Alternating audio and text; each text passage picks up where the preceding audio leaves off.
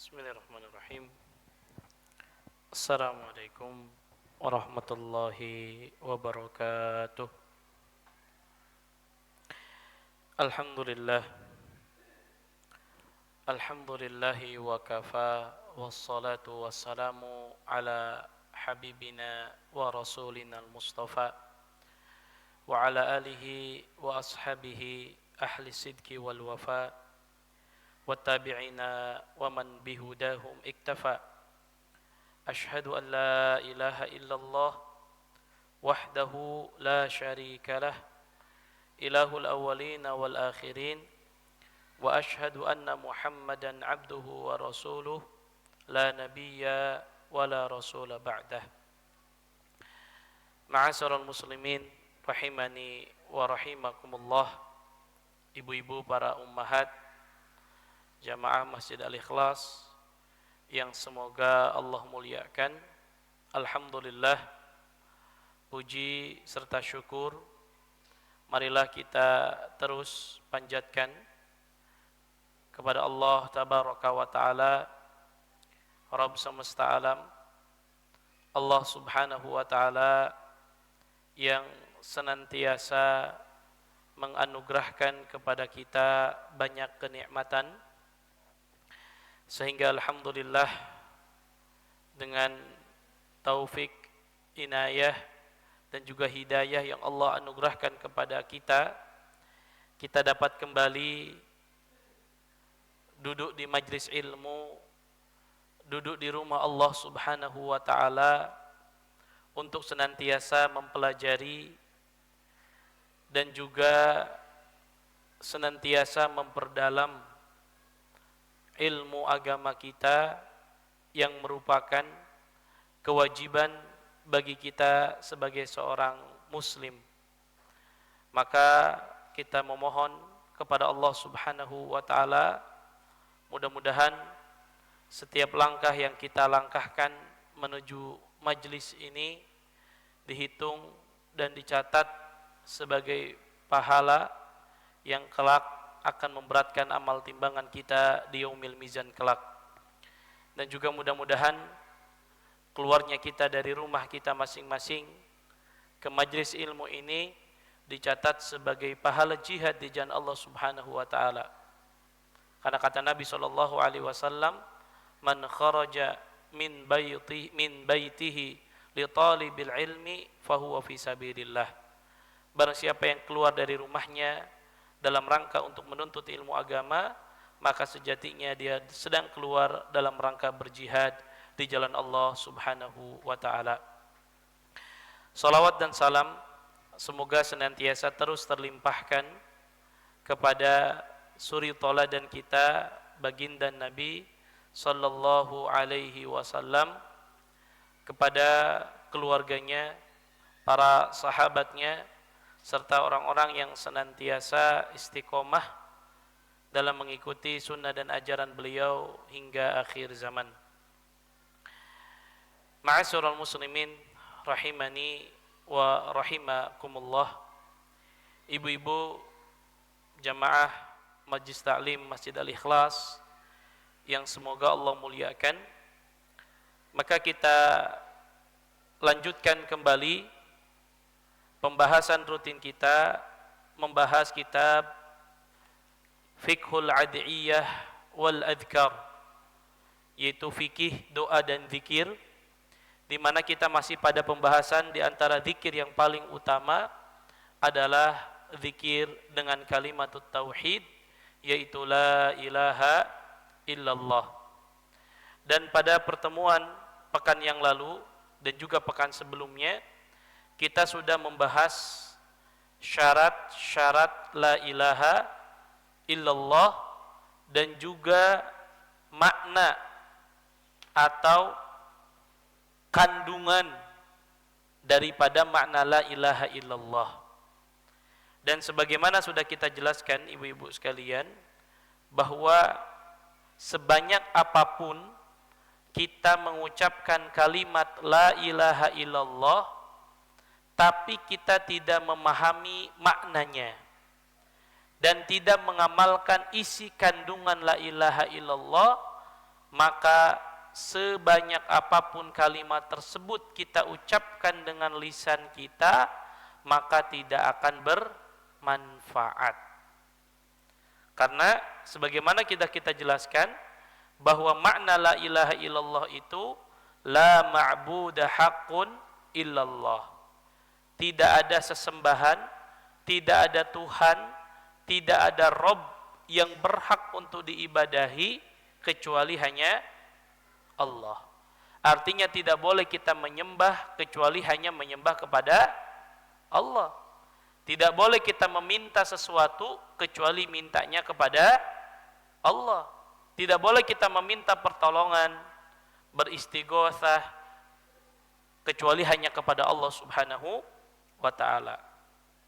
Maka jika ada di antara kita yang rajin mengucapkan la ilaha illallah, rajin berzikir mengucapkan kalimat tauhid, tetapi apa yang di lisan berbeda dengan apa yang diperbuat. Lisannya mengucapkan la ilaha illallah, tapi masih juga datang kepada dukun, masih suka datang ke paranormal, masih sering minta-minta kepada selain Allah, datang ke tempat-tempat yang keramat, maka yang seperti ini kalimat la ilaha illallahnya tidak bermanfaat. Nah, pada pembahasan pagi hari ini, ibu-ibu sekalian, kita masuk kepada pembahasan yang sangat penting untuk diketahui, terutama sebagai seorang muslim dan muslimah, agar kita tidak menghapus kalimat tauhid yang ada pada diri kita. Jangan sampai kita sudah mengucapkan la ilaha illallah, kemudian ternyata kalimat la ilaha illallahnya itu tidak bermanfaat karena kita melakukan pembatal-pembatal syahadat. Jadi ini penting ibu-ibu untuk kita ketahui apa saja yang dapat membatalkan kalimat syahadat kita. Dalam arti jangan sampai kita sudah mengucapkan 2 kalimat syahadat, kemudian karena kita melakukan perbuatan yang dapat membatalkan tauhid kita, membatalkan syahadat kita, maka na'udzubillah kita khawatir kita dianggap orang yang murtad, orang yang keluar daripada agama Islam. Jadi penting bagi kita untuk mengetahui apa saja pembatal-pembatal syahadat. Jadi pembahasan kita pagi hari ini tentang apa? Pembatal-pembatal syahadat. Apa saja yang dapat membatalkan syahadat kita?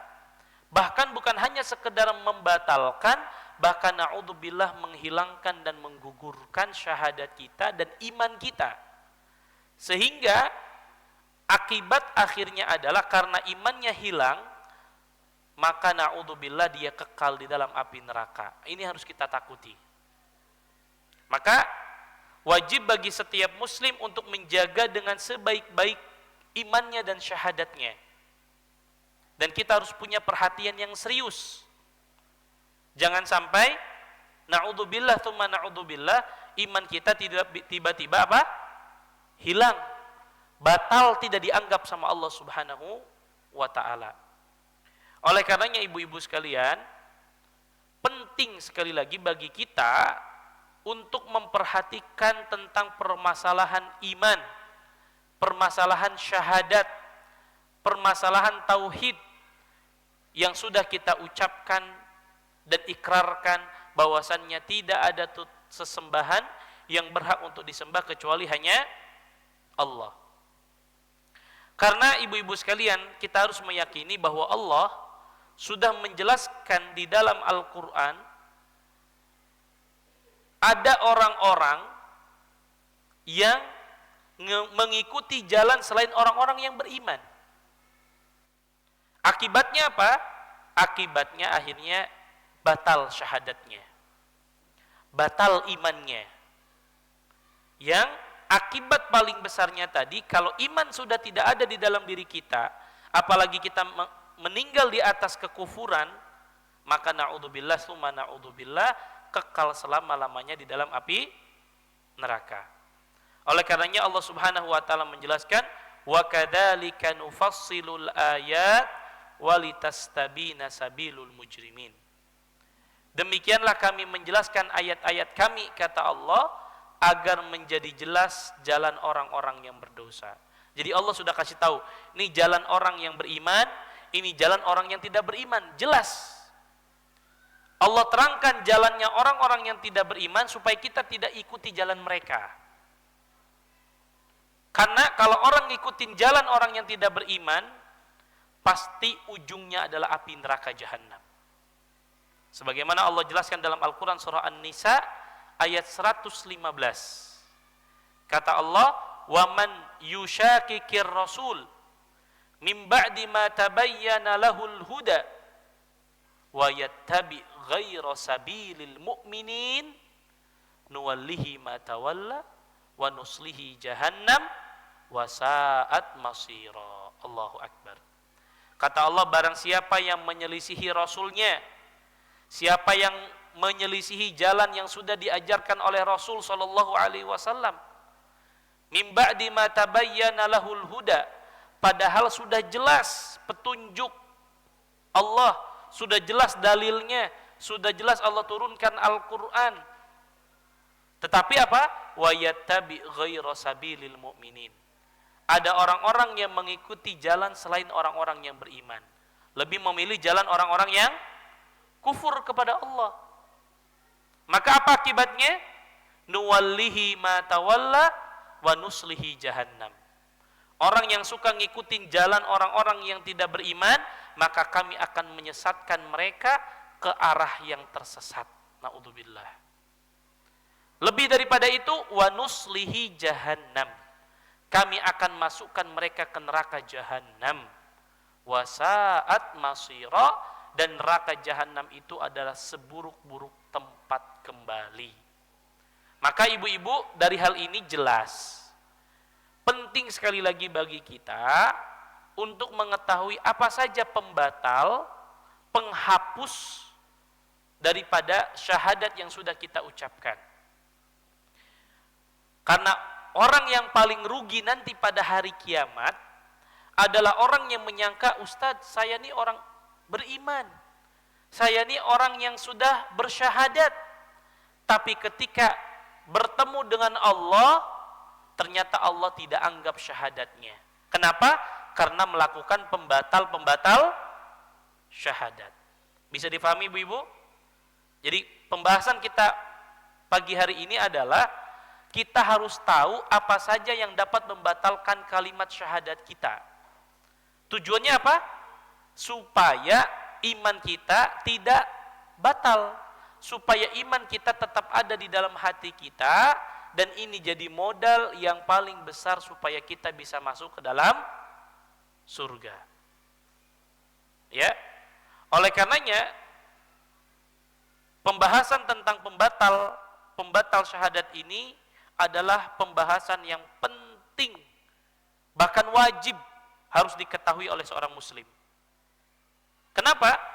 Karena ibu-ibu sekalian, sejatinya banyak sekali perbuatan-perbuatan yang dilakukan oleh kaum muslimin zaman sekarang, ternyata tanpa sadar itu dapat menghapuskan iman mereka. Na'udzubillah. Ada amalan-amalan, perbuatan-perbuatan yang tanpa disadari ternyata dapat membatalkan dua kalimat syahadat. Makanya kita harus tahu apa pembatal-pembatal tersebut. Jadi kita itu sebagai seorang muslim jangan hanya sekedar pengen tahu amalan-amalan yang utama, tapi kita tidak mempelajari amalan-amalan yang buruk, tujuannya supaya kita tidak terjatuh kepada keburukan tersebut. Kan banyaknya kaum muslim itu pengennya nanya, Ustadz, gimana caranya masuk surga? Ustadz, amalan apa yang paling mudah masukkan ke dalam surga? Tapi jarang yang bertanya tentang amal keburukan supaya terhindar dari keburukan. Maka inilah yang membedakan kita dengan sahabat yang mulia, Ya, ada sahabat bernama Hudzaifah ibnul Yaman. Ada namanya sahabat Hudzaifah ibnul Yaman. Apa kata Hudzaifah radhiyallahu taala an? Beliau mengatakan, kana sahabatu yas'aluna Rasulullah anil khair. Dahulu para sahabat Nabi itu biasa nanya kepada Nabi tentang amal kebaikan. Makanya ada sahabat yang nanya, ya Rasulullah, amalan apa yang paling dicintai oleh Allah? Ya Rasulullah, amalan apa yang paling mendekatkan seseorang ke surga? Ya Allah, ya Rasulullah, tolong ajarkan kepadaku zikir yang kalau aku baca zikir tersebut aku masuk surga. Dan memang banyak sahabat nanyanya tentang amal-amal kebaikan. Berbeda dengan Hudzaifah. Kata Hudzaifah, wa kuntu as'aluhu anisyarri makhafata an yudrikani.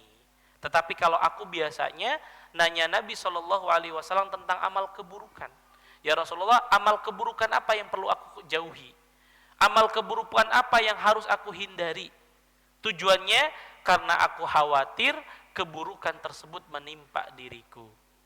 Ya, oleh karenanya ada syair yang mengatakan, arabtu syarra la lisyarri.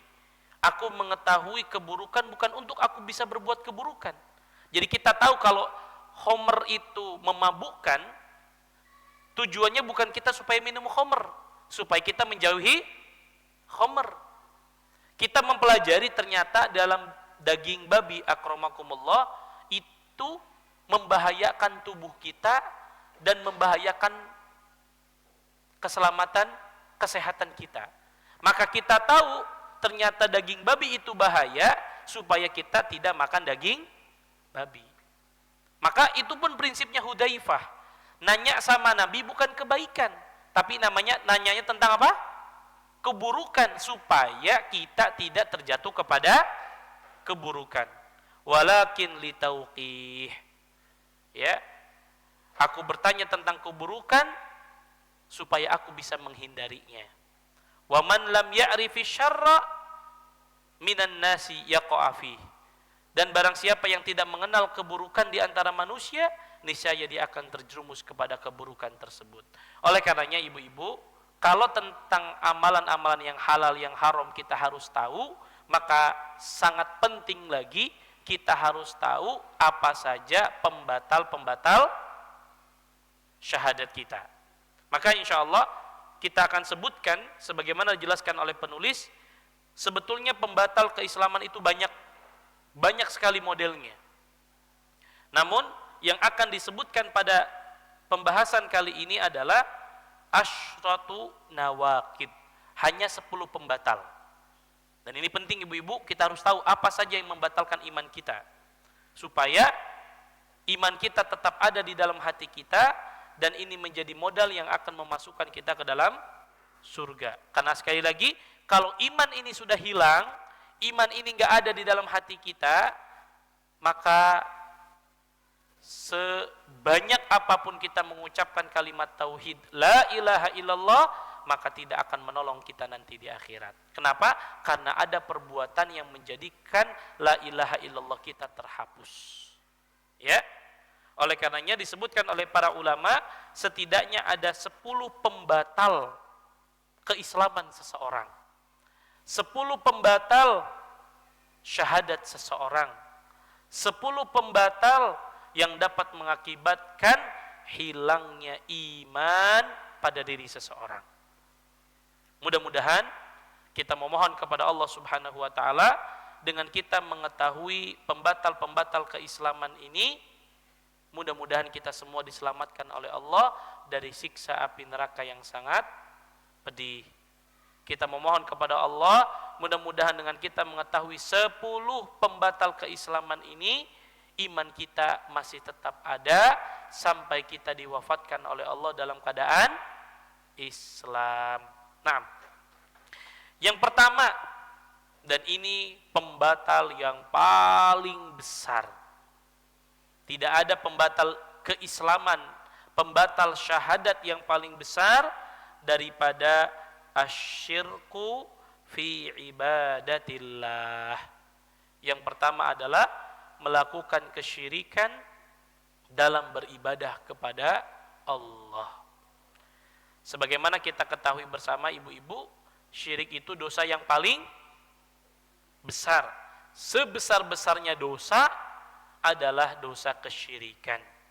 Karena Allah Subhanahu wa taala berfirman di dalam Al-Qur'an surah An-Nisa ayat 48, "Innallaha la yaghfiru an yushraka bihi wa yaghfiru ma duna dzalika liman yasha." Sesungguhnya Allah tidak akan mengampuni. Bayangkan Bu, padahal kita tahu Allah itu Maha Ghafur Rahim, Allah Maha Pengampun. Tapi kalau urusan kesyirikan, Allah tidak akan mengampuni dosa kesyirikan. Allah tidak akan mengampuni orang-orang yang mempersekutukan Allah dengan makhluk. Wa yaghfiru ma duna dzalika liman yasha, dan Allah akan mengampuni dosa selain kesyirikan bagi siapa yang Allah kehendaki. Jadi ibu-ibu bayangkan, kalau ada orang meninggal kemudian gak punya iman, meninggal di atas kesyirikan karena melakukan perbuatan yang dapat menjerumuskan kepada kesyirikan, maka Allah tidak akan ampuni dosanya selama-lamanya, kekal di dalam api neraka, naudzubillah. Padahal nanti tidak ada lagi kehidupan. Orang yang dimasukkan ke dalam api neraka, Allah bakar di dalam api neraka, kembalikan lagi kulitnya. Allah bakar lagi, kembalikan lagi kulitnya, terus menerus. Bahkan bukannya semakin lama semakin ringan adabnya, justru semakin lama semakin berat adabnya. Ibu-ibu sekalian, saya selalu mengatakan, seharusnya orang yang paling selalu ingat dengan api neraka itu adalah para wanita, terutama ibu-ibu. Kenapa? Karena ibu-ibu hampir setiap hari berada di dapur, masak. Coba ibu-ibu masak ikan tongkol, ya, masak sesuatu yang ketika minyaknya satu tetesnya itu kena kulit kita, Bu. Allahu Akbar, panasnya luar biasa. Satu tetes minyak yang kena kulit kita. Bagaimana yang kata Nabi bahwa panasnya api neraka 70 kali lipat dibandingkan panasnya dunia. Yang kata Nabi, satu celupannya saja menghilangkan seluruh nikmat yang pernah kita rasakan di dunia. Allahul musta'an. Ya, bayangkan kalau iman hilang dari diri kita, diadab selama-lamanya di dalam api neraka. Allahu Akbar. Ini kerugian yang lebih tidak ada kerugian yang lebih merugikan kecuali bagi mereka yang hilang imannya karena melakukan pembatal syahadat. Maka pembatal syahadat yang pertama adalah orang yang melakukan kesyirikan. Dan bentuk kesyirikan itu banyak. Apalagi zaman sekarang, di mana sebagian orang menganggap kesyirikan itu sebagai budaya, sebagai adat istiadat. Ya, banyak melakukan kesyirikan, minta anak keturunan, minta rezeki, datang ke pohon keramat, datang ke air terjun, datang ke kuburan orang yang sudah meninggal, minta-minta kepada penghuni kubur. Ini banyak sekali kita dapati di masyarakat saat ini. Padahal ini dapat membatalkan syahadat kita. Lebih menyakitkan lagi apa yang kata Allah Subhanahu wa taala sebutkan di dalam Al-Qur'an, surah Al-Maidah ayat 72. Allah Subhanahu wa taala berfirman, "Innahu man yusyrik billah faqad harramallahu alaihil jannah." Barang siapa yang mempersekutukan Allah, maka Allah akan mengharamkan atasnya surga. Bayangkan Bu, kalau Allah sudah haramkan kita surga, maka tidak ada tempat kembali kita kecuali api neraka. Naudzubillah. Wa ma'wahun nar, dan tempat kembalinya kata Allah adalah api neraka. Wa ma lidzalimina min ansar, dan tidak ada bagi orang zalim daripada penolong. Jadi ibu-ibu sekalian, tidak ada kerugian yang lebih merugikan seorang hamba nanti pada hari kiamat kecuali ketika Allah takdirkan kekal selama-lamanya di dalam api neraka karena melakukan pembatal syahadat. Maka ini poin pertama, pembatal pertama yang ayo selalu kita ingat bahwa kita jaga anak keturunan kita agar tidak menyembah kepada selain Allah. Bayangkan sekelas Nabi Ibrahim, ibu-ibu sekalian. Kurang soleh apa Nabi Ibrahim? Kurang taat apa Nabi Ibrahim? Sampai Allah memberikan julukan Khalilullah, kekasihnya Allah subhanahu wa ta'ala. Tapi doa yang selalu dipanjatkan oleh Nabi Ibrahim, wajnubni wa baniya an na'budal asnam. Ya Allah, jauhkanlah diriku dan anak keturunanku untuk tidak menyembah berhala, untuk tidak menyembah kepada selain Allah. Kalau Nabi Ibrahim saja takut terjatuh kepada kesyirikan, maka kita harus jauh lebih takut. Makanya Nabi mengajarkan satu doa supaya kita tidak terjatuh kepada kesyirikan. Allahumma inni a'udzubika an usyrika bika wa ana a'lam wa astaghfiruka lima la a'lam. Ini doa yang harus selalu kita baca, Bu. Hafalkan. Doa meminta perlindungan dari kesyirikan. Allahumma inni a'udzubika an usyrika bika wa ana a'lam wa astaghfiruka lima la a'lam. Ya Allah, aku berlindung kepada Engkau dari berbuat kesyirikan sedangkan aku mengetahui, dan aku meminta ampun kepada Engkau untuk mempersekutukan Engkau dari apa yang aku ketahui. Ini doa yang harus kita selalu panjatkan, mintakan keperlindungan kepada Allah agar naudzubillah kita dan seluruh anak keturunan kita dijaga dari perbuatan syirik. Ini yang keberapa? Pertama. Maka pembatal yang kedua adalah man ja'ala bainahu wa bainallahi wasa'id yad'uuhum wa yas'aluhum asy-syafa'ata wa yatawakkal 'alaihim faqad kafara ijma'an. Pembatal keislaman dan pembatal syahadat yang kedua adalah orang yang menjadikan antara dirinya dengan Allah perantara, yang mereka meminta syafaat kepadanya. Ini juga banyak terjadi, Bu. Ya, mereka bertawakal kepadanya. Maka yang seperti ini para ulama sepakat orang tersebut keluar dari Islam secara ijma. Siapa yang menjadikan antara dirinya dengan Allah perantara? Biasanya mereka datang ke tempat-tempat yang dianggap keramat. Kata orang, kalau kita minta langsung sama Allah, itu kita malu, kita di banyak dosa. Maka ayo jadikan perantara antara doa kita dengan Allah. Kan kita nggak pantas langsung minta sama Allah, maka harus lewat perantara. Maka dicarilah perantara-perantara selain Allah, meminta sesuatu melalui perantara tersebut. Apakah perantaranya sudah meninggal, atau perantaranya tidak bisa memberikan manfaat atau mudarat.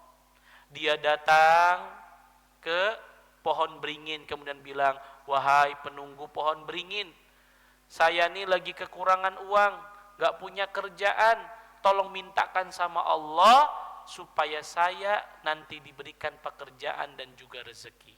Ini namanya apa? Mengambil perantara-perantara, meminta syafaat kepadanya. Atau ada orang yang langsung minta, datang ke satu batu yang dianggap batu tersebut batu yang keramat. Kalau kita nyentuh batu tersebut, maka kita akan jadi orang kaya. Siapa yang nyentuh batu tersebut, maka orang tersebut akan sukses hidupnya. Ini enggak boleh. Semua yang mereka sembah yang dulu diminta pertolongan selain Allah, nanti di akhirat akan jadi musuh bagi mereka. Oleh karenanya apa kata Allah Subhanahu wa taala? Wa ya'buduna min dunillah ma la yadurruhum wa la yanfa'uhum. Mereka ketika di dunia menyembah kepada selain Allah, apa yang tidak dapat mendatangkan mudarat kepada mereka dan juga tidak dapat memberikan manfaat kepada mereka. Jadi ada orang datang ke sebuah batu, Bu. Cuman batu, cuman ada tulisan pahatan Quran sedikit, dianggap ini batu yang ajaib. Tawaf di situ. Setelah tawaf minta bahwa kalau kita sudah tawaf 7 kali ngelilingi batu tersebut, maka hajat-hajat kita akan diijabahi oleh Allah. Ini enggak boleh. Ya. Atau datang ke tempat orang yang sudah meninggal. Dianggap orang meninggal tadi bisa menjadi perantara antara dirinya dengan Allah. Ya. Padahal apa yang kita minta di dunia selain Allah, kelak mereka tidak akan bisa memberikan manfaat atau mudarat. Allah yang mengatakan, "Ma la yadurruhum wa la yanfa'uhum wa yaqulun haula'i syufa'auna indallah." Kemudian mereka mengatakan kepada Allah, mereka itulah pemberi syafaat untuk kami di sisi Allah. Padahal mereka tidak bisa memberikan syafaat sama sekali. Mari ibu-ibu kita belajar dari sikap yang pernah dicontohkan oleh sahabat yang mulia Umar ibn Khattab. Umar ketika akan mencium Hajar Aswad, padahal yang akan dicium Hajar Aswad yang kita tahu ada keutamaannya. Siapa yang mencium Hajar Aswad maka nanti akan menjadi saksi di hari kiamat. Tapi apa kata Umar? Wallahi innaka hajarun la tanfa' wa la tadur. Walaula anni ra'aitu Rasulullah sallallahu alaihi wasallam ma yuqabbiluka ma qabbaltuka abada. Apa kata Umar sambil nunjuk kepada Hajar Aswad? Wahai Hajar Aswad, engkau itu batu biasa yang tidak bisa memberikan manfaat dan juga tidak bisa memberikan mudarat. Kalaulah aku tidak melihat Nabi menciummu, aku tidak akan pernah menciummu selamanya. Karena memang Hajar Aswad sendiri tidak bisa memberikan manfaat dan mudarat kecuali atas izin Allah. Lalu ada orang sekarang datang ke gua tertentu. Siapa yang kepalanya sudah nyampe ke gua tersebut maka sudah naik haji katanya. Ya, nggak perlu lagi hajinya ke Mekah ke Madinah. Hajinya cukup masuk ke gua. Kalau kepalanya sudah nyampe maka sudah selesai hajinya. Atau ada orang meyakini ada pohon tertentu. Ya, kalau kita duduk di situ, ngasih sesajen di situ kepada penghuni pohon tersebut, maka nanti kita akan mendapatkan kesuksesan. Ini semua tidak boleh. Mereka tidak bisa memberikan syafaat pertolongan bagi kita nanti pada hari kiamat. Bahkan nanti justru mereka jadi musuh bagi kita. Dulu batu yang pernah mereka sembah, berhala yang pernah mereka sembah, orang mati yang pernah mereka sembah, kelak akan jadi musuh baginya nanti pada hari kiamat. Karena mereka nggak bisa memberikan syafaat sama sekali. Maka kata Allah, "Qul atunabbi'unallaha bima la ya'lam fis samawati wala fil ard subhanahu wa ta'ala amma yusyrikun." Maka kata Allah, katakanlah, apakah kamu mengabarkan kepada Allah apa yang tidak diketahuinya, baik yang ada di langit dan juga ada di bumi? Maka subhanallah, kata Allah, maha suci Allah, wa ta'ala amma yusyrikun, dan maha tinggi daripada apa yang mempersekutukannya. Jadi ini yang kedua, Bu, orang-orang yang suka mengambil apa? Perantara untuk dijadikan syafaat. Apakah itu batu, pohon, atau tempat yang dianggap keramat sekalipun. Sekali lagi ibu-ibu sekalian, tempat-tempat tersebut tidak bisa memberikan manfaat dan mudarat. Sehingga kita lihat satu keyakinan di tempat kita, di negara kita, kalau ada tempat yang ngeri, kalau kita lewat jalan harus klakson. Ya, harus apa? Kalau orang dulu biasanya numpang-numpang. Ya. Padahal pohon beringin yang ada tidak akan memberikan mudarat sama kita. Ya, lewat tempat tertentu, oh ini tempat yang angker. Ya. Kalau kita nggak klakson, nanti terjadi musibah sama kita. Kalau kita nggak numpang-numpang, nanti penunggunya ngikutin kita sampai rumah. Ya, yang seperti ini banyak atau tidak? Banyak diyakini oleh kaum muslimin. Nah ini nggak boleh. Kemudian yang ketiga, man lam yukaffir al musyrikina aw syakka fi kufrihim aw sahhaha madhhabahum kafar. Pembatal yang ketiga adalah siapa yang tidak mengkafirkan orang-orang musyrik atau ragu tentang kekafiran mereka atau membenarkan madhab mereka, maka dia juga telah kufur kepada Allah.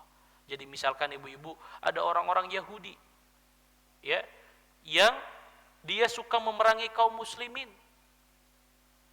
Padahal dia nggak beriman sama Allah, kemudian kita bilang enggak, dia tuh beriman juga sama kita.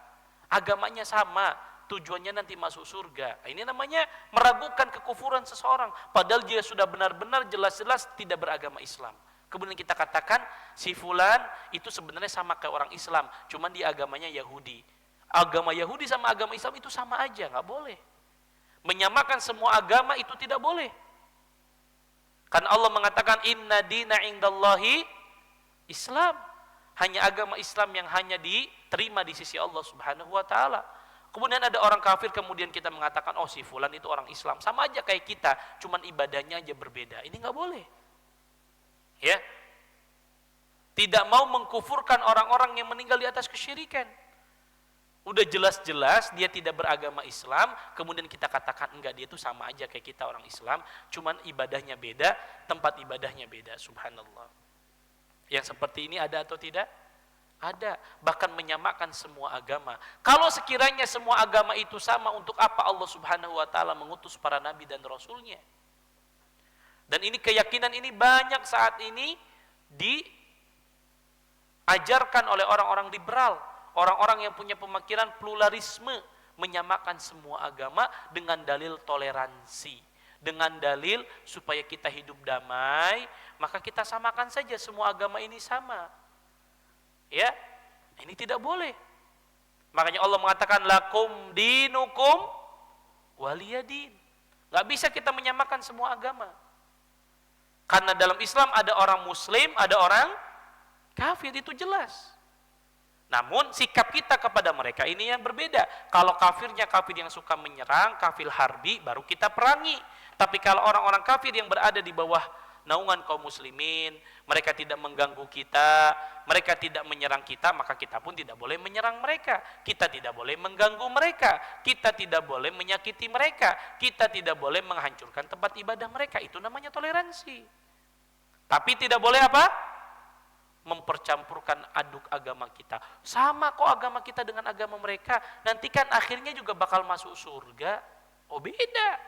Lalu untuk apa Allah siapkan api neraka dan Allah siapkan surga? Untuk apa Allah katakan tadi di dalam Al-Quran, innallaha la yaghfiru an yushraka bihi wa yaghfiru ma duna dzalika liman yasha.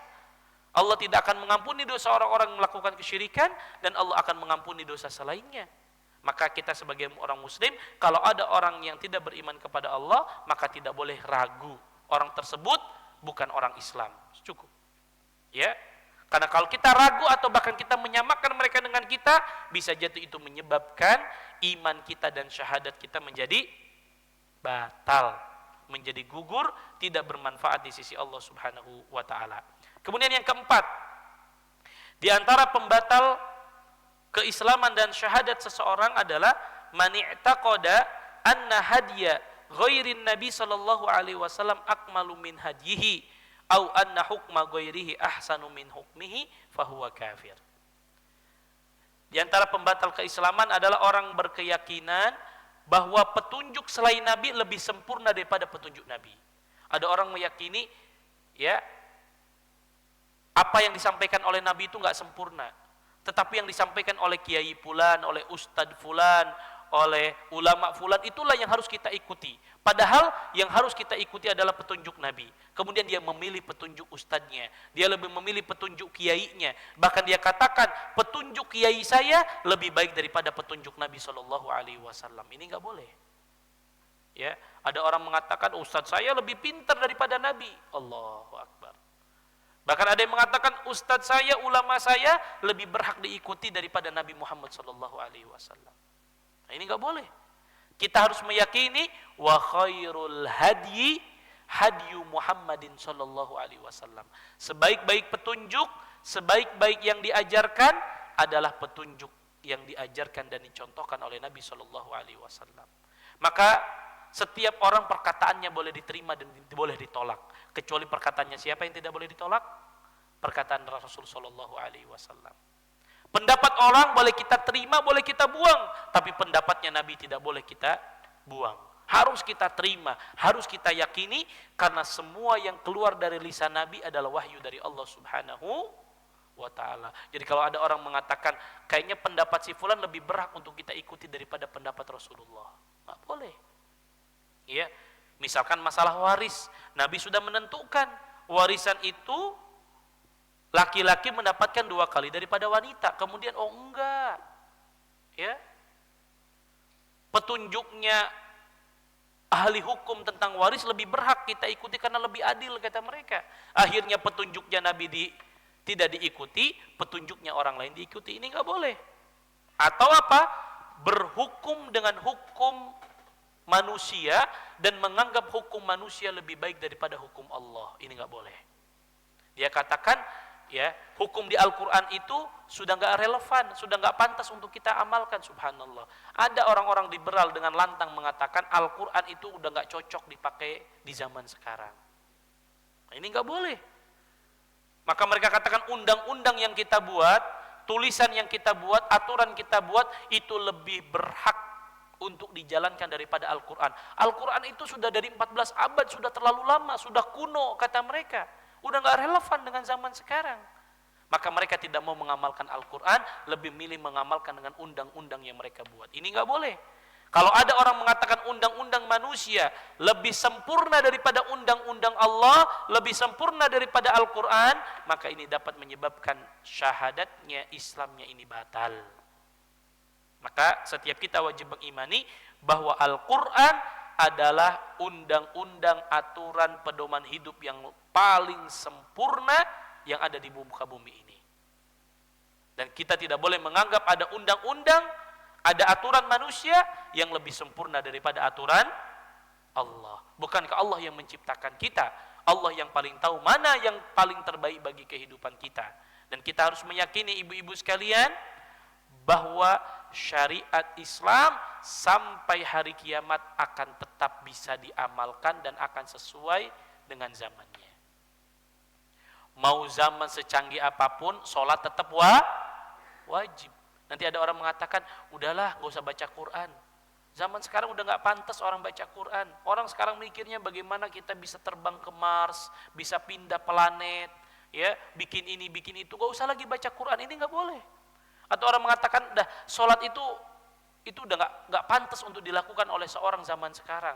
Orang sekarang itu harus cerdas mikirnya, udah nggak usah mikir lagi ibadah. Subhanallah, ini nggak boleh.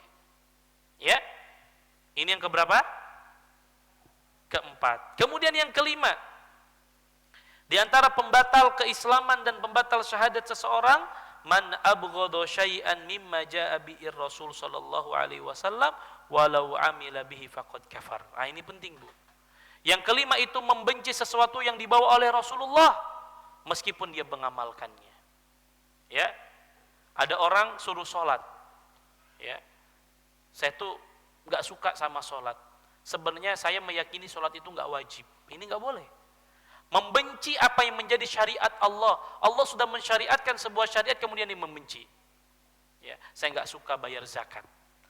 Ya. Pajak itu lebih baik daripada zakat misalkan. Ini enggak boleh. Ya. Dia membenci apa yang dibawa oleh Rasul. Rasul membawa syariat sholat. Kemudian dia bilang saya benci sholat.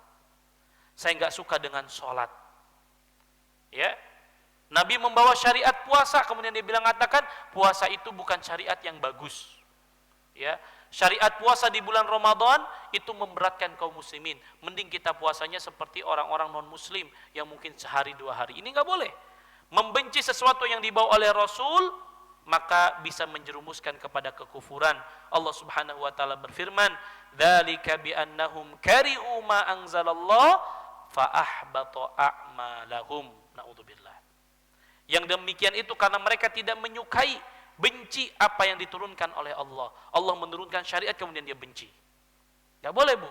Fa ahbata a'malahum, maka ini dapat menggugurkan amal-amal mereka, kata Allah. Jadi apa yang Rasul bawa kita imani bahwa itulah syariat Allah yang paling terbaik.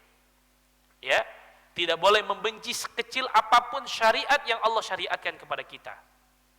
Ya, Allah sudah tetapkan dalam masalah waris sesuatu yang memang itu untuk keadilan, kemudian kita katakan Allah ini enggak adil. Masa anak perempuan cuma dapat mendapatkan 1 bagian daripada laki-laki, sedangkan laki-laki dapat 2 bagian. Ini namanya benci dengan syariat Allah. Ya. Kenapa wanita harus banyak di rumah, sedangkan laki-laki boleh keluar rumah? Padahal Allah mengatakan, ya, memerintahkan kepada kita di dalam Al-Quran untuk para wanita untuk banyak di rumah. Ya, waqarna fi buyutikunna, Wala tabarrujna tabarrujal jahiliyatil ula, kata Allah. Kemudian kita benci. Kemudian dikatakan Allah itu enggak adil syariatnya. Ya. Kenapa wanita harus ada haid, laki-laki tidak ada haid? Itu sudah ketetapan Allah. Enggak boleh kita benci. Ya. Maka siapa yang membenci sesuatu yang dibawa oleh Rasul, meskipun dia mengamalkannya, maka na'udzubillah bisa membatalkan syahadat dan keimanannya. Kemudian yang keenam, dan ini banyak terjadi zaman sekarang ibu-ibu, man istahza'a bi syai'in min dinir Rasul. Barang siapa yang memperolok-olok sesuatu yang dibawa dari agama Rasul, atau mengelok-olok pahalanya, atau mengolok-olok siksanya, maka dia telah kufur. Dan zaman sekarang ibu-ibu, kita hidup di satu zaman di mana orang suka mempermainkan agama untuk candaan. Ada orang pakai Al-Quran jadi candaan. Ada orang dijadikan sholat jadi candaan, bahkan dijadikan konten, ya, di video-video mereka. Bahkan tidak sedikit di antara kaum muslimin yang menjadikan pahala ataupun siksa sebagai candaan. Ya, sebagaimana orang-orang dahulu ketika Nabi SAW mengabarkan kepada mereka tentang pohon zakum, ya, sebagaimana dilakukan oleh Abu Lahab dan kawan-kawannya ketika Nabi SAW berbicara tentang zakum, satu buah yang akan jadi makanan penghuni api neraka nanti, ya, yang kata Nabi kalau saja satu tetesnya itu jatuh ke bumi dapat menghancurkan bumi dan dunia ini. Kemudian dijadikan bahan candaan oleh Abu Lahab dan kawan-kawan. Dia katakan, wahai ya orang-orang Quraisy, apakah kalian percaya dengan perkataan Muhammad bahwasannya nanti orang-orang neraka akan diberikan buah zakum? Maka apa kata dia candaannya? Tahukah kalian buah zakum itu adalah kurma ajwa, kata dia. Dibuat candaan sama dia. Berapa banyak sekarang sholat dijadikan candaan oleh para konten kreator? Berapa banyak saat ini ibadah-ibadah dijadikan candaan? Sholatnya dimainkan supaya orang tertawa. Al-Quran dibadikan bahan candaan, ini nggak boleh. Ya, orang-orang yang berjenggot dicanda, oh itu kayak kambing. Ya, orang-orang yang mengamalkan sunnah Nabi, celananya di atas mata kaki diberikan candaan, oh itu mah kebanjiran. Dan candaan-candaan yang lain, ketika perempuan menutup dirinya dengan hijab yang panjang, dicandain, diolok-olok, ini nggak boleh. Maka Allah katakan dengan keras, qul abillahi wa ayatihi wa rasulihi kuntum tastahzi'un la ta'tadiru qad kafartum ba'da imanikum. Kata Allah, katakan, apakah terhadap Allah dan Rasulnya serta ayat-ayatnya kamu memperolok-olok, maka jangan kalian minta maaf, kata Nabi, kata Allah. La ta'tadiru qad kafartum ba'da imanikum. Sungguh kalian telah kufur sesudah Allah berikan iman kepada kalian. Jadi enggak boleh agama dijadikan bahan candaan. Agama dijadikan olok-olokan. Dan ini terjadi pada zaman sekarang, dan ini dapat menghapuskan keislaman dan juga syahadat seseorang. Maka ajarkan kepada anak-anak kita, jangan suka bercanda bawa-bawa agama. Jangan suka memperolok-olok agama. Jangan sekali-kali bercanda bawa-bawa Al-Quran. Jangan bercanda bawa-bawa sholat. Jangan bercanda bawa-bawa ibadah kepada Allah Subhanahu wa ta'ala. Kemudian yang ketujuh, di antara pembatal keislaman dan pembatal syahadat adalah orang yang bermuamalah dengan sihir. Ya, orang yang melakukan amalan sihir. Ya, jadi termasuk di dalamnya adalah mereka yang suka pakai mantra-mantra, jimat-jimat. Dan ini banyak di antara kaum muslimin dengan dalil, ini Ustaz saya dapat jimatnya dari kiai Ustaz. Kiai saya juga pakai sorban Ustaz. Ya, saya dapat mantra-mantra ini dari Ustaz saya Ustaz. Padahal mantra-mantranya mantra-mantra yang memang di situ ada ta'awun, kerjasama antara dirinya dengan syaitan. Ya, supaya anaknya pintar, dikasih mantra-mantra, dicelupkan mantra-mantranya ke air minum, disuruh minum. Ya, di rumahnya supaya terhindar dari mara bahaya, digantung-gantung jimat-jimat, tulisan-tulisan yang itu bukan bersumber dari Al-Quran dan As-Sunnah, ataupun bukan bersumber dari bahasa Arab yang ma'ruf, tapi digunakan tanda-tanda, rajah-rajah, mantra-mantra dengan tujuan supaya rumah saya tidak diganggu. Ya, ada orang yang sengaja bikin jimat, di jimatnya ditaruh, dicor semen di rumahnya, di pondasi rumahnya. Tujuannya apa? Supaya rumahnya terlindungi. Ada orang sengaja supaya badannya kebal, pakai jimat, pakai mantra-mantra. Ma'asyiral muslimin, kalau sekiranya jimat dan mantra-mantra itu dibolehkan, maka dahulu kaum muslimin akan selalu menang pada perang dan tidak akan ada yang pernah syahid. Kenapa? Badannya kebal semua. Sekelas Nabi SAW giginya patah,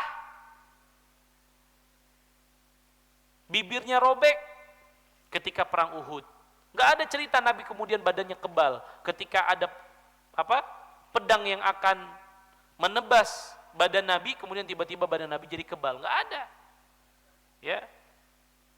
Ada orang sengaja makan paku, makan beling, dianggap sebagai orang yang kebal dengan membaca jimat-jimat, mantra-mantra. Ya, ini nggak boleh. Nggak ada satupun sahabat Nabi yang kebal badannya. Bayangkan sekelas Mus'ab ibn Umair, badannya terpotong-potong, tangannya dipotong oleh orang Quraisy, sebelah kanannya, sebelah kirinya juga dipotong. Bahkan sebagian para sahabat ketika perang Uhud dimutilasi oleh orang-orang musyrikin. Dan tidak ada cerita mereka bisa kebal. Padahal mereka orang yang paling beriman, orang yang paling bertakwa, ya, pada zaman Nabi SAW. Lalu ada orang zaman sekarang mengatakan saya bisa kebal terhadap benda tertentu, ya, atau dia bisa mengirim sihir, memudaratkan, maka nggak boleh. Ya, maka tidak boleh seorang datang kepada penyihir, datang kepada dukun, datang kepada paranormal. Yang kata Nabi SAW, man atakahinan aw arrafan fasaddaqahu bima yaqul faqad kafara bima unzila ala Muhammadin SAW. Siapa yang mendatangi paranormal, para dukun, orang-orang penyihir, kemudian dia membenarkan apa yang dikatakannya, maka sungguh tidak kufur terhadap apa yang diturunkan kepada Nabi kita Nabi Muhammad SAW. Kemudian yang kedelapan, di antara pembatal keislaman dan pembatal syahadat adalah mudhaharatul musyrikin wa muawanatuhum 'alal muslimin. Mereka yang mendukung orang-orang kafir dan membantu mereka untuk melawan kaum muslimin. Jadi ketika ada orang-orang yang ingin menghancurkan Islam, dia ikut-ikutan. Dia ikut mendukung, bahkan dia mendukung untuk menghancurkan kaum muslimin. Yang seperti ini pun dilarang oleh Allah Subhanahu wa taala. Allah sebutkan dalam Al-Qur'an surah Al-Maidah ayat 51, "Wa may yatawallahum minkum fa innahu minhum." Barang siapa di antara kamu menjadikan mereka sebagai wali, sebagai pemimpin, maka sungguh dia termasuk golongan mereka. Innallaha la yahdil qaumadh dhalimin. Sesungguhnya Allah tidak akan memberikan petunjuk kepada orang-orang yang zalim. Kemudian yang kesembilan, di antara pembatal keislaman seseorang adalah man i'taqada anna ba'dhan nas yas'ul khuruj an syariati Muhammadin sallallahu alaihi wasallam fa huwa kafir. Yang kesembilan adalah mereka yang punya keyakinan bahwa sebagian manusia diberikan kelonggaran untuk keluar dari syariat Nabi Muhammad. Ya. Ada sebagian orang mengatakan enggak apa-apa, keluar Islam aja. Islam nih kalau jadi orang Islam bebannya capek, harus sholat, harus puasa, harus zakat, nggak apa-apa. Orang model kamu boleh keluar dari Islam, ini nggak boleh. Atau dia mengatakan nggak apa-apa, ya sholat udah nggak wajib bagi kamu, nggak apa-apa, puasa udah nggak wajib bagi kamu. Subhanallah. Makanya kita lihat ada orang-orang yang meyakini kalau sudah pada derajat tertentu nggak apa-apa, nggak sholat, nggak puasa. Padahal pernah kita dengar satu cerita, Abu Bakar, orang yang kata Nabi, kalau ada Nabi setelahku, maka Abu Bakarlah orang yang pantas jadi Nabi setelahku. Pernah enggak kita dapatkan Abu Bakar enggak sholat dalam satu riwayat? Pernah enggak kita dengar Abu Bakar enggak puasa dalam sebuah riwayat? Kan enggak pernah. Lalu ada orang zaman sekarang menganggap, oh saya ini wali Allah. Beda makomnya, saya makomnya sudah tinggi. Kalau kalian masih harus puasa, saya udah enggak perlu puasa. Orang masih harus sholat, saya enggak perlu sholat. Ini enggak boleh. Ya, apalagi mengatakan kamu boleh keluar dari Islam, kalau boleh tidak melakukan sholat, kamu boleh tidak melakukan puasa dan bayar zakat, maka yang seperti ini juga tidak boleh. Allah Subhanahu wa taala mengatakan, "Wa may yabtaghi ghairal islami dinan falan yuqbala min wa huwa fil akhirati minal khasirin." Barang siapa yang mencari agama selain Islam, maka sekali-kali tidak akan diterima. Karena tidak ada agama yang diterima kecuali hanya agama Islam. Wa huwa fil akhirati minal khasirin, dan nanti di akhirat termasuk orang-orang yang merugi. Kemudian yang ke-10 yang terakhir, ibu-ibu sekalian yang semoga dimuliakan oleh Allah, di antara pembatal keislaman adalah al-i'radu an dinillahi la yata'allamuhu wa la ya'malu bih. Orang-orang yang berpaling dari agama Allah, tidak mau mempelajari dan tidak mau mengamalkan. Ya, ada orang-orang yang sudah tahu salat itu wajib, enggak mau melakukan. Ada orang-orang yang sudah tahu puasa itu wajib, tapi enggak mau melakukan dengan keyakinan bahwa salat itu tidak wajib bagi saya, puasa itu tidak wajib bagi saya. Ini juga dapat menghilangkan dan membatalkan serta menghapuskan syahadat dan keislaman seseorang. Ya, Allah Subhanahu wa taala berfirman, "Wa man adlamu mimman dzukira bi ayati rabbih tsumma a'rada anha." Siapakah yang lebih zalim, kata Allah, dari orang-orang yang sudah diingatkan tentang ayat-ayat Allah kemudian dia berpaling darinya. Sudah datang petunjuk salat itu wajib, enggak mau salat. Sudah dibilang puasa itu wajib, enggak mau puasa. Sudah dibilang zakat itu wajib, enggak mau zakat. Sudah dibilang haji itu wajib, maka dia tidak mau berangkat haji padahal mampu. Maka yang seperti ini berarti berpaling dari Allah Subhanahu wa taala, enggak mau belajar dan enggak mau mengamalkannya. Kata Allah, "Inna minal mujrimina muntakimun." Dan sesungguhnya kami akan kelak membalas orang-orang yang melakukan dosa. Maka ibu-ibu sekalian yang semoga dimuliakan oleh Allah, itulah 10 pembatal keislaman, pembatal syahadat yang harus kita jauhi. Jangan sampai na'udzubillah kita termasuk orang yang merugi.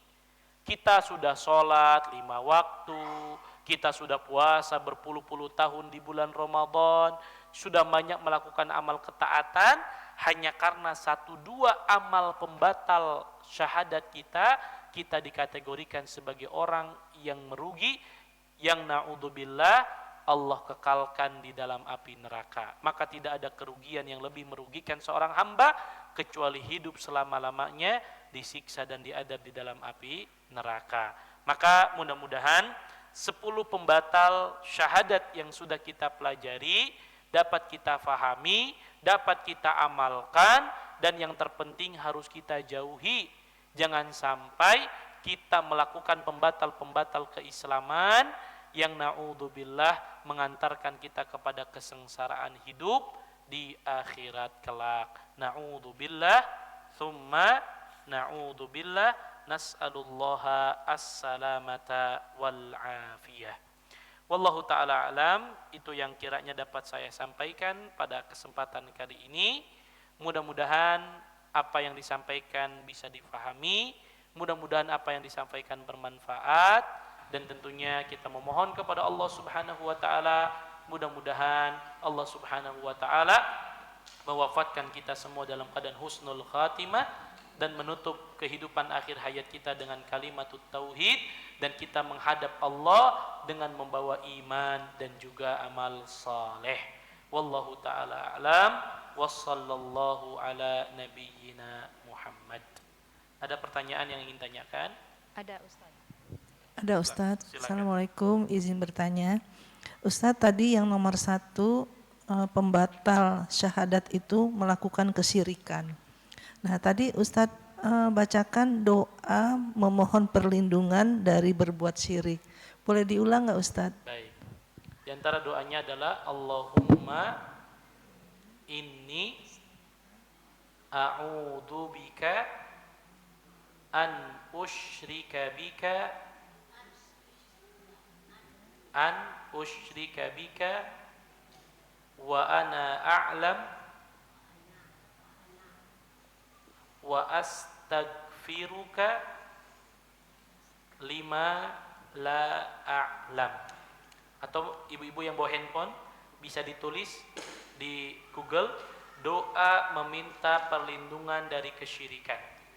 Insya Allah nanti muncul, atau admin mungkin bisa tampilkan di depan. Antum cari di Google, ada tulis doa berlindung dari kesyirikan. Allahumma inni a'udzubika an usyrika bika wa ana a'lam wa astaghfiruka lima la a'lam. Ini doa penting yang harus dihafal oleh diri kita dan anak keturunan kita. Karena sekali lagi tadi saya sampaikan, sekelas Nabi Ibrahim saja minta kepada Allah agar dirinya dan anak keturunannya dijauhkan dari kesyirikan. Apalagi kita yang tidak ada jaminan. Maka perbanyak doa ini. Allahumma inni a'udzubika an usyrika bika wa ana a'lam wa astaghfiruka lima la a'lam. Ada sudah hafal?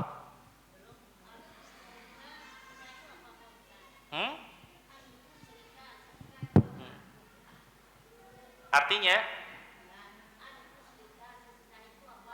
an usyrika bika wa ana a'lam wa astaghfiruka lima la a'lam.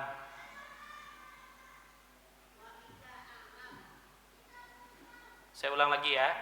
Allahumma inni a'udzubika an usyrika bika wa ana a'lam wa astaghfiruka lima la a'lam. Nah, ada lagi? Dari Zoom ada?